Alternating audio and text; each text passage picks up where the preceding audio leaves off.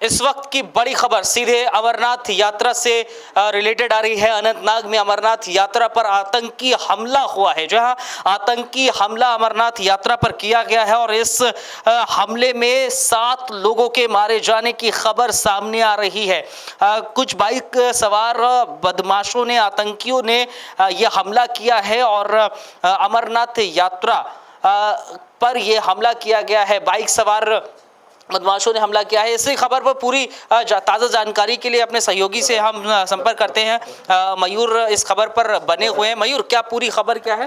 जी, एक जो बताया जा रहा है पुलिस के मुताबिक, जो अभी खबर आई है उसमें बताया जा रहा है कि जो ये बस थी ये रजिस्ट्रेशन नहीं हुआ होता इसका। अमरनाथ यात्रियों के साथ जो काफिला आता है उसमें ये बस नहीं थी। 7 बजे आखिर जो काफिला था, आखिरी जो काफिला था उसको निकाल दिया गया था, जो पूरी प्रोटेक्शन के साथ आता है, पूरी प्रोटेक्शन के साथ जाता है। लेकिन ये 8:20 पर ये हमला हुआ अनंतनाग में और ये काफिले से बिल्कुल अलग थी। और जहाँ पर ये हमला हुआ है उन्होंने शायद इस मौके में थे, इस ताक पर थे, इस ताक में बैठे थे। जो आतंकी हैं घात लगाकर उन्होंने हमला किया। बाइक पे आए वो और इस बस पर हमला किया, जिसमें 7 जो मासूम यात्री मारे गए हैं वो सारे गुजरात से ही बिलोंग करते हैं। लेकिन सवाल अब ये उठता है कि अजीत डोभाल फिलहाल अभी बैठक कर रहे हैं दिल्ली में पूरी टीम के साथ। लेकिन आगे क्या इसकी कार्रवाई की जाएगी, आगे भी अभी यात्रा बहुत बाकी है, उसको लेकर भी बड़े सवाल ये उठ रहे हैं कि अभी जो यात्री हैं, बाकी जो यात्री यहाँ पर जो जा रहे हैं या जो वापस आ रहे हैं वो भी काफ़ी खौफ में है इस चीज़ को लेकर।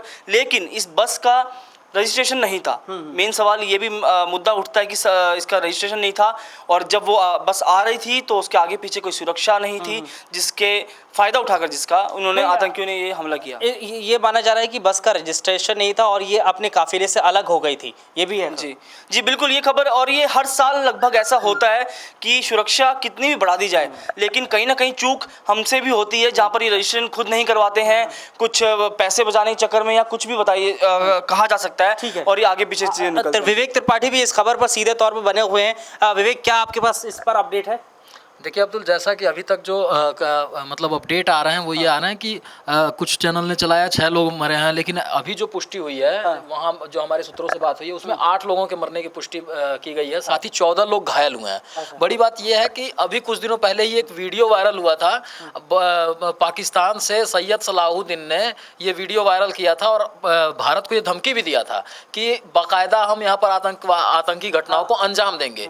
लेकिन हमारे सरकार, मतलब हमारी जो भारत की सरकार है या फिर जम्मू कश्मीर की सरकार को कह लें, एक तरह से पूरी तरह से वो विफल रही है यहाँ की सुरक्षा व्यवस्था में, क्योंकि अमरनाथ यात्रा जो कि भारत की बड़ी यात्राओं में एक माना जाता है और ऐसे में उनकी धमकियों को चुनौतीपूर्ण नहीं लिया गया, उसे आम तरीके से लिया गया, जिसका नतीजा आज दिखा। जैसा कि अनंतनाग में मैं आपको यहाँ पे मैप के जरिए दिखाऊंगा।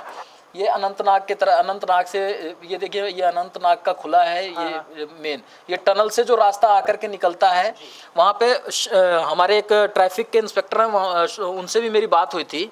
वहाँ पे जो एसओजी हैं, एसओजी और उनके सीआरपीएफ के 2 लोगों के वहाँ पे बैरिकेड लगाए गए थे। उस बैरिकेड के पास लोगों का ये कहना है, जबकि मतलब आतंकियों ने पुलिस और सीआरपीएफ के जवानों पर टारगेट किया था, लेकिन ऐसा नहीं है। आतंकी सैयद सलाहुद्दीन को आप ऐसे मतलब नहीं नकार सकते, उसे आपको सीरियस तरीके से लेना चाहिए था। अगर आप सीरियस तरीके से लेते, इतनी बड़ी चूक होने के बावजूद तो आप क्या मान रहे हैं कि बहुत बड़ी चूक ये है प्रशासन की तरफ से? देखिए, जाहिर सी बात है बहुत बड़ी चूक है, क्योंकि लगातार आतंकी धमकियां मिल रही थी, थ्रेट्स मिल रहे थे कि इस बार अमरनाथ यात्रा पर आतंकी खतरा और अमरनाथ यात्रा जो पिछली हुई है उससे कहीं ज़्यादा है। ऐसे में सुरक्षा के कड़े इंतजाम करने चाहिए थे, वो नहीं हुए।